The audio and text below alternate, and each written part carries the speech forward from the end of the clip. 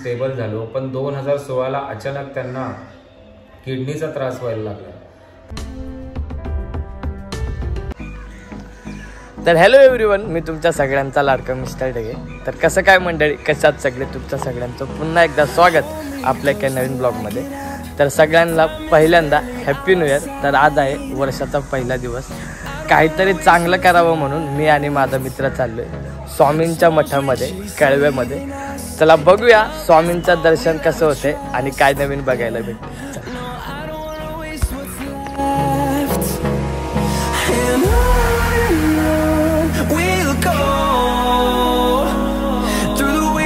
Through the highways till my shadow turns to sun rays, and on we'll go through the wastelands, through the highways, and on we'll go.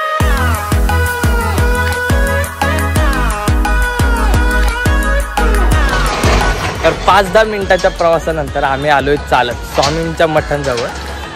चला तुम्हाला मठ दाखवतो आणि स्वामींचं दर्शन घेऊ. चला.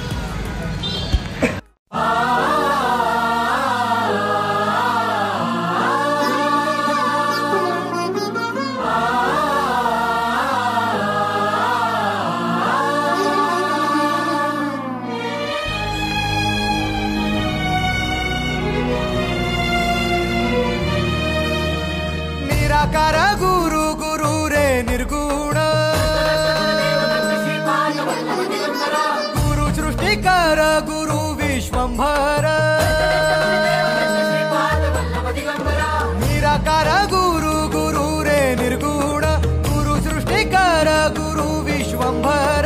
गुरु विण नो हे साधु मुनि जन, गुरु विण साहू कैसे जीवन. गुरु विण नाही नर नारायण, गुरु चरिताचे कर पारायण. गुरु विण नाही नर नारायण, गुरु चरिताचे कर पारायण.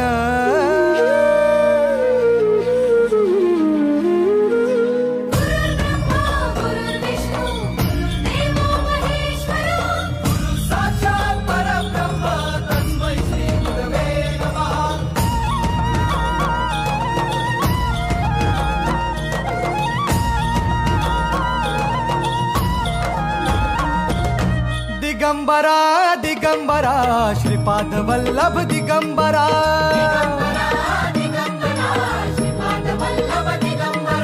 प्रथम अवतार दत्त गुरूंचा जन्माला पिठापुरा.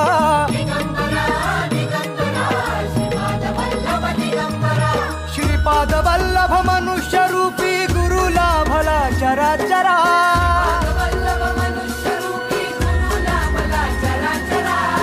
विजयी भव दिग्विजयी भव श्रीपाद वल्लभ दिगंबरा.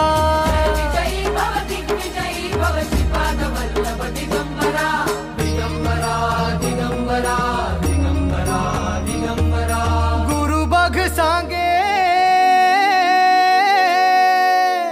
गुरु बघ सांगे गुरुचे लक्षण, गुरु चरिताचे कर पारायण.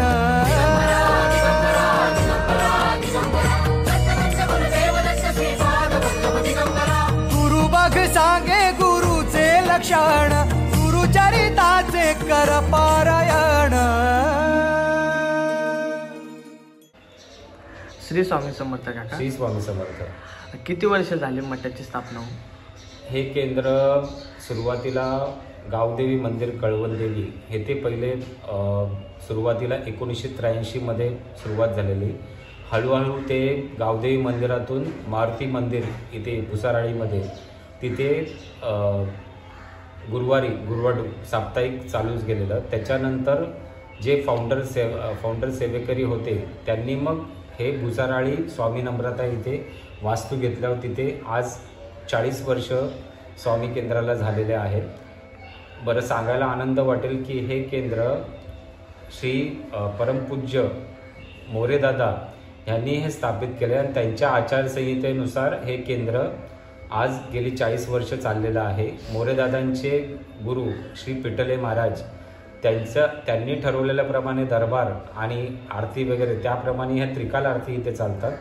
सकाळी 8ची भूपाळी आरती आणि नंतर 10:30ची नैवेद्य आरती आणि संध्याकाळी 7:30ची नैवेद्य आरती असे हे त्रिकाल आरती आज गेली 40 वर्ष. सुरुवातीला स्वामी नम्रतामध्ये 10x10 म्हणजे 100 स्क्वेअर फूटमध्ये हे केंद्र सुरू झालं होतं आणि जे सुरुवातीचे फाउंडर मेंबर होते त्यांनी हा रोपटं लावलेला आज हे वटवृक्ष झालेला आहे. आज जवळजवळ केंद्र 2,000 ते 2,500 स्क्वेअर फूटमध्ये वटवृक्ष झालेलं आहे. 2,500 स्क्वेअर फूट संस्थेची जागा झालेली आहे आणि आज या केंद्राचे 3 आधारस्तंभ आहे. पहिले आम्ही 2 आधारस्तंभ बोलायचे पण केंद्राचे 3 आधारस्तंभ आहेत. पहिली गोष्ट म्हणजे इथे खूप लांबून लोक पत्रिका मार्गदर्शन किंवा मोरेदादांनी जे उपाय सांगितलेले की दीनदुबळ्यांना तुम्ही प्रश्नोत्तर करून मार्गदर्शन त्यांना स्वामींचा कार्यक्रम हा द्या. स्वामींचा कार्यक्रम म्हणजे ते नित्यसेवा आपल्याकडे पुस्तकं आहे आणि स्वामींना सर्वात जास्त जे आवडतं ते श्री स्वामी चरित्र सारामृत हा बेस आहे. कुठल्याही सेवेकऱ्याला प्रथम नित्यसेवा ही सांगितली जाते. मोरेदादांनी सांगितल्याप्रमाणे 11 माळी स्वामी नामाचा जप, श्री स्वामी चरित्र सारामृत याचे 3 अध्याय रोज आणि कुलस्वामिनीची सेवा म्हणजे 99 मंत्र ओम ऐं ह्रीं क्लीं चामुंडाय विच्छे या 3 सेवा केल्यावर नित्यसेवा पूर्ण होते. आणि याच्या व्यतिरिक्त जटिल जे सेवेकरांचे प्रश्न आहेत ते स्वामी पिठले महाराज आणि परमपूज्य मोरेदादा यांच्या आचारसंहितेप्रमाणे तिथे आमच्या केंद्रात 2 पत्रिका मार्गदर्शन करणारे निष्णात गुरुजी आहेत. त्यांच्याकडे इथे आज सांगायला आनंद वाटतो की आज कोकणातून सातारा, पुणे इथे लोकल बोरिवली, मुरबाड, अंबरनाथ, उरण खूप लांबून लोक पत्रिका मार्गदर्शनासाठी येतात. स्वामींचा कार्यक्रम घेऊन जातात आणि आम्हाला सांगायला आनंद वाटतो की आम्ही बघतो की लोकांना स्वामींची सेवा केल्यावर या दोन वाक्यांची प्रचिती येते की भिवू नकोस, मी तुझ्या पाठीशी आहे आणि अशक्य शक्य करतील स्वामी. असं या पद्धतीने त्यांचं काम स्वामींच्या कृपेने हे झालेलं आम्ही इथे अनुभवतो आहे. आत्ताच मागच्या आठवड्यात स्वामी दत्तजयंती सप्ताह झाला. त्यामध्ये बऱ्याच लोकांना व्यासपीठ म्हणून गुरुचरित्र वाचन आपल्या स्वामी नम्रता टेरेसवर आपण करून घेतो. लोकांना ते व्यासपीठ उपलब्ध करून देतो. त्याचबरोबर 7 दिवस महिला सेवेकरी मोरेदादांनी सांगितल्याप्रमाणे सकाळी 8 ते संध्याकाळी 8 प्रहर सेवा करतात आणि पुरुषांसाठी रात्री 8 ते सकाळी 8 या वेळेमध्ये 2 विनेकरी, 2 जपमाळ आणि 2 सारामृत पोथी वाचन हे अखंड 8 दिवस इथे उत्साह त्या दिवसात सप्ताह काळात पराकोटीला जातो. म्हणजे प्रत्येक सेवेकरी किती सेवा करू, काय करू ह्याचं स्वरूप आपल्याला दत्तजयंतीमध्ये आपल्याला अनुभवायला मिळतं. आणि ही दत्तजयंतीमध्ये केलेली सेवा ही खरोखर मोरेदादाने सांगितल्याप्रमाणे दत्तजयंतीमध्ये केलेली सेवा स्वामी त्याचं फळ त्या सेवेकऱ्याला सांगायचीच गरज नाही. ते त्याचं जो काय प्रश्न आहे ते स्वामींना योग्य वाटतं ते स्वामी त्याला देऊ करतात. बरं, केंद्राचे आधारस्तंभ सांगितल्याप्रमाणे मार्गदर्शन, पत्रिका मार्गदर्शन आणि प्रश्नोत्तर हे केंद्राचा पहिला आधारस्तंभ आहे. तसेच दुसरा आधारस्तंभ बालसंस्कार. मोरेदादांनी सांगितल्याप्रमाणे की मुलांवर संस्कार हे केले तर पुढची पिढी घडेल. त्याप्रमाणे आपल्या केंद्रात 1ली ते 4थी हा एक वर्ग ओम सीतानारायण या वास्तूत केला जातो आणि 4थी ते 10वी हे स्वामी नम्रता या मेन केंद्रात हे असे 2 वर्ग बालसंस्कारचे चालवले जातात. आणि तिथे जवळजवळ 250 ते 250 मुलांना बालसंस्कारचे वर्ग रविवारी 5 ते 6 या वेळात घडवले जातात, जेणेकरून त्या मुलांवर संस्कार करून पुढची पिढी कशी चांगली घडेल हे उपक्रम इथे चालवले जातात. आणि तिसरा आधारस्तंभ बोलायचा म्हणजे मंगळवारी श्री दुर्गा सप्तशती या पोथीचे वाचन महिलांकडून केले जाते. तसेच गुरुवारी स्वामींना प्रिय असे श्री स्वामी चरित्र सारामृत 4 ते 6 वेळेत या करून घेतले जाते. याचं सांगायचं या सेवेचं महत्त्वाचं सांगायचं म्हणजे हे श्री दुर्गा सप्तशती आणि श्री स्वामी चरित्र सारामृत हे वाचन जेवढं केंद्रात होतंय त्यामुळे केंद्राची ऊर्जा ही वाढतच चाललेली आहे. डे बाय डे ऊर्जा वाढणे म्हणजे जे सेवकरी इथे मनोभावे सेवा करतात स्वामी त्यांना कुठेही काही कमी पडून देत नाही आणि त्यांचं बिनदुबळ्यांचं आणि जे सगळीकडे फिरून फिरून हैराण झालेले असतात की आपली समस्या कोणीच सोडवत नाही ते इथे येऊन त्यांचं ते कार्य पूर्ण झालेलं बघायला मिळतं आहे. तर उत्तरोत्तर ही प्रचिती वाढतच चाललेली आहे. या केंद्रात गुरुपौर्णिमा, स्वामी प्रकट दिन, गुढीपाडवा हा आपला वर्धापन दिन आहे. केंद्राचा गुढीपाडवा हा वर्धापन दिन आहे आणि दत्त जयंती असे केंद्रात महत्त्वाचे 11 सण साजरे केले जातात. आणि सेवेकऱ्यांना आता आपण व्हॉट्सअप ग्रुप बनवल्यामुळे सेवेकऱ्यांपर्यंत आपल्या केंद्रात चालणारे उत्सव ओनली ॲडमिन या माध्यमात त्यांना सगळ्यांपर्यंत आपण पोचतोय आता. आणि समाजातल्या विविध स्तरातून जसं आज तुम्ही यूट्यूब ब्लॉगर या माध्यमाने आज आपल्या या केंद्राची माहिती बऱ्याच पंचक्रोशीत पोचते. भविष्यात ह्याचा महाराष्ट्रात पूर्ण आपल्या केंद्राची माहिती जाते. तसेच आमच्या इथे हे पण सांगितलं जातं की स्वामी सर्वत्र आहेत. जिथे म्हणजे हे आता कळवा भुसाराळी केंद्र आहे, फॉर एक्झाम्पल ऐरोली केंद्र आहे, बीडबंदर केंद्र आहे. इथे एक चांगलं बघायला मिळतं की इथल्या जे लोक जिथे राहतात तिथे त्यांना सांगतो जवळपास जिथे तुमच्याकडे स्वामी आहेत आमच्या इथे असं कधीच सांगितलं जातं की आमच्याकडेच या म्हणून. तुम्हाला जवळ जिथे दत्त मंदिर, स्वामींचं केंद्र, मठ वगैरे आहे आणि विशेष म्हणजे त्या सेवेकऱ्याला प्रत्येक सेवा ही घरीच करायला लागते. स्वामींच्या इथे येऊन नामजप वगैरे करायला आम्ही उत्स्फूर्त करतो. आणि हा उत्तरोत्तर ह्या स्वामींचा जो प्रचार प्रसार आहे तो महाराष्ट्रात पुरता मर्यादित न राहता तो पोचलेलाच आहे. भारतात पण आहे आणि परदेशात पण मोरेदादांनी त्याचं जे वेल लावलेला तो आता वटवृक्ष झालेला आहे. स्वामींची प्रचिती ही 7 समुद्रापलीकडे दुबई, अमेरिका या ठिकाणी पोचलेली आहे. आणि स्वामींच्या कृपेने या कलयुगात दत्त सेवा प्रत्येक सेवेकऱ्याकडून हो ही सदिच्छा. श्री स्वामी समर्थ. तुम्ही किती वर्ष झालं स्वामींची सेवा करता?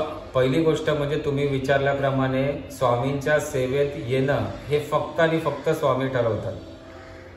ते किती वर्ष हे कधी कुठल्या सेवेकराने येऊन त्यांची सेवा करायची आणि कधी सेवा बंद करायची हे पूर्णपणे स्वामी ठरवतात.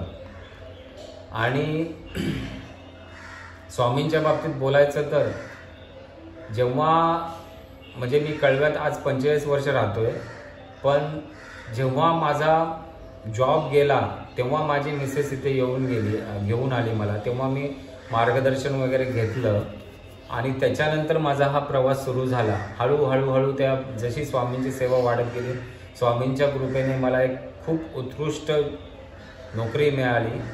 आज मी त्या नोकरीमुळे माझा उदरनिर्वाह आणि स्वामींच्या आशीर्वादाने खूप आनंदी आहे. आणि माझ्यात असा फरक पडत गेला की पहिले जेवढं तापट होतो वगैरे समाजात कसं राहायचं ते आज ह्या सेवा करून आज कळायला लागलं की डोकं कसं शांत ठेवायचं. स्वामी सगळं करूनच घेतात आणि लोकांना आम्ही तेच सांगतो की कधीही मी आणि आम्ही स्वामी सेवेत वापरू नका. जे आम्हाला आमच्या ज्येष्ठ सेवेकरांकडून माहिती पडलेलं आहे या केंद्रात की कुठलीही सेवा ही स्वामींनी करून घेतली हे बोलायला शिका. कधीही मी आम्ही हे शब्द वापरू नका, कारण की या मार्गात अहंकार येणं हे स्वाभाविक आहे. स्वामी मार्गात अहंकार येणं खूप स्वाभाविक आहे. त्यामुळे कधीही आपले पाय जमिनीवर ठेवून स्वामींनी सेवा करून घेतली हे बोलायला शिका. त्याच्यानंतर माझा दुसरा अनुभव म्हणजे माझे वडील 2012 पासून हार्ट पेशंट होते. त्यांची अँजिओप्लास्टी झालेली. मी सेवेत आलो 2013, पण माझी नोकरी वगैरे लागून मी स्टेबल झालो. पण 2016ला अचानक त्यांना किडनीचा त्रास व्हायला लागला.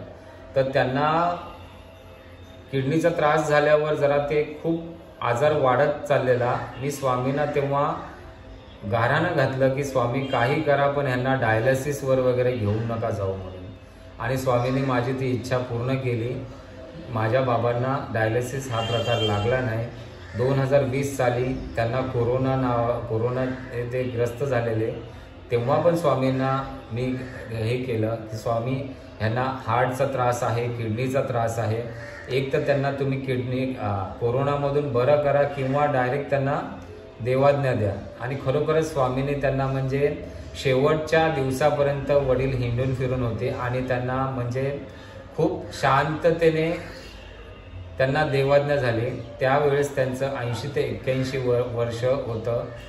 आता कोणालाही मरण हे मागून मिळत नाही, पण स्वामींनी त्यांना योग्य वेळेवर मुक्ती दिली. त्यामुळे मी स्वामींचा भरपूर ऋणी आणि आभारी आहे की त्यांना आपल्याला जे आपल्या मनात चाललेलं आहे ते जर तुम्ही रोज श्रद्धेने त्यांचं जर स्मरण करून सकाळी उठल्यापासून त्यांचं नामस्मरण, आपल्या घरात जे नैवेद्य आहे रोज दाखवणं, घरात गोमूत्र शिंपडणं, हा स्वामी मार्ग जर तुम्ही अवलंबला तर असं जगात कुठलीही गोष्ट नाही जी शक्य नाही. स्वामी मार्गात हे वाक्य बरोबर आहे की अशक्य ही शक्य करतील स्वामी.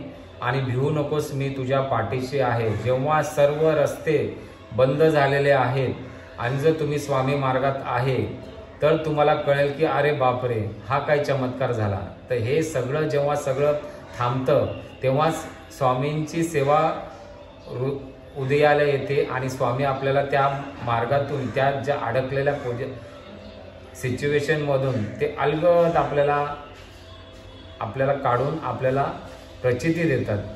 म्हणून उत्तर आपल्या जे मी खूप उशिरा या मार्गात आलो. मला आता असं वाटतं की मुलांनी वगैरे म्हणजे अगदी 7वी 8वी पासून विद्यार्थ्यांनी या मार्गात यावे आणि आपलं आयुष्य हे स्टेबिलिटी मिळवावी.